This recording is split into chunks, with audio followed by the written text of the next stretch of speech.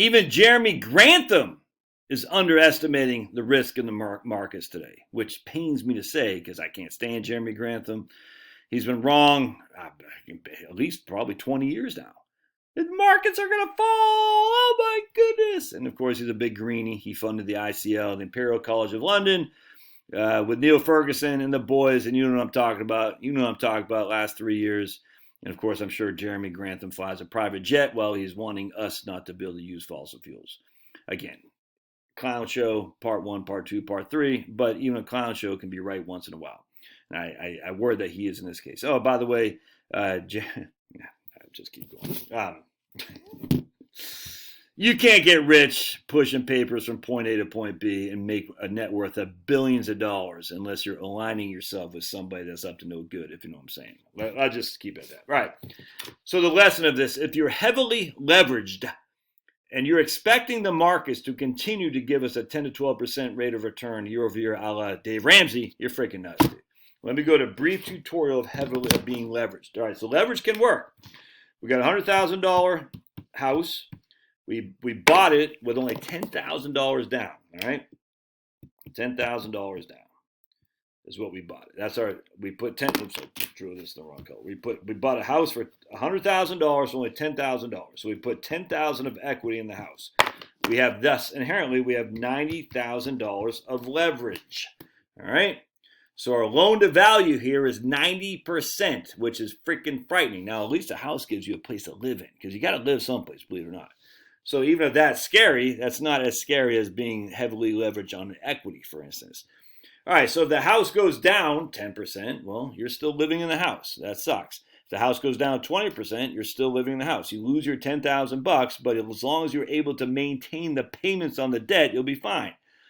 The problem is what happened in 2008 is a lot of people, not only do they lose their equity, that $10,000, but they were not able to sustain the payments on that $90,000 of debt. And so they lost their equity in their homes. And that happens on occasion. It sucks, dude. That didn't happen to me. I mean, it was close, but it didn't. But it could, dude. And that's bad. But on the other hand, what the proponents of leverage will say is, well, yeah, but Josh, on the other hand, houses don't go down that much a la 2008. Mostly they go up. Yeah. So now your house is worth 110. All right. What is your debt? Well, your debt is still $90,000. This is basic balance sheet stuff here, guys. Just basic accounting. So the value minus your debt equals your equity. So now your equity is at $20,000. So even though the house only went up by 10% in value from 100 to 110, your equity went up by 100%. All right, because you only owe the bank $90,000. They don't take more of that. They just say you owe us $90,000 regardless of what the house is worth. The house goes up in value, the rest is yours, baby. It's a very alluring concept, especially when people see real estate and say, "Oh man, it doesn't ever go down." Right? Anyway, so that's the problem here is I'm going to show you it does in 2008, dude. And so here's Jeremy Grantham, and I get this off the Medfaber thing, Medfaber, the Idea Farm, which I freaking love. I actually like this initial quote. I hate losing money more than anything. Losing money is what kills you. It's not the actual loss. It actually messes with your psychology. I could not agree more. Maybe that's why I don't gamble, because I gambled one time, $80 on University of Virginia to beat Kansas in the Sweet 16. I think it's in '94 when we went to Las Vegas. It was a visceral pain of losing that $80. I bet on teenage kids. Anyway, so what Jeremy's got us is the 10-year treasury over the 3-month, i.e. the inverted yield curve. And you're going to see something. You're going to see right here, inverted yield curve. And that's about 90 basis points is what it is, roughly. That's about, we'll just say 1%. Here it is in 2019. Here it is in 2008. And we remember that horrible thing. Here it is in 1999. We remember that horrible thing. Here it is in 1988. But the recession didn't really happen until 1991. So again, if you eat carrots, you will die. Every inverted yield curve leads to recession. Yes, the same concept. Now, I'm not that silly. I get it. If there is an inverted yield curve, that's not a good sign of a strong economy. That's just a fact. So I'm not like I'm being flippant in some regard, but don't sit there and say inverted yield curve, sell now. And that's freaking stupid. All right, be it as it may. Now, here's the big one here. There's a monster of all recessions up until the Great Recession right here. But the 1979 to 1982 was just bad, dude, across the board. But the Fed saved us, did they? Did they really save us? 73, 74, and then 69. All right. But you'll see right here, this doesn't look, I mean, it looks worse than that, looks worse than that, looks worse than that. It doesn't even look worse than that. And it doesn't even come close to being looking worse than 1979.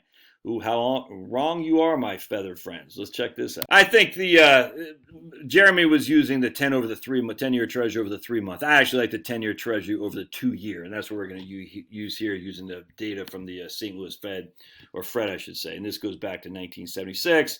And you can see right here, we're at about 76 basis points is what the inverted yield curve is. That means the 2-year treasury pays 0.75% more than the 10-year treasury. All right, so here we are right here is like, I don't know, freaking nothing. Here we are right here, and you can see is inverted yield curve. But again, right there, February 2006, we didn't really have anything until right there, October 2007 is when the market started crashing, and then the recession wasn't official until January 2008. So again, here we are in 2000, excuse me. And again, we didn't really take a recession until, well, basically the end of 2001. Whoa, look at that. Here we are in February 89. The recession didn't really kick in until July 1990, 16 months or so away.